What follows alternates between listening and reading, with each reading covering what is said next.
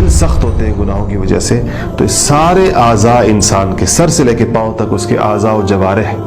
یہ اللہ تعالیٰ کی نافرمانی کے اوپر تل جاتے ہیں، کنٹرول میں نہیں رہتے پھر انسان کے۔ پھر وہ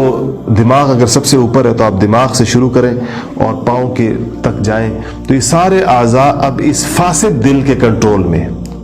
اور فاسد دل ان میں سے ہر عضو کو اللہ کی نافرمانی میں استعمال کرتا ہے۔ اللہ کی نافرمانی کاموں میں انسان کا دل لگتا ہے، اور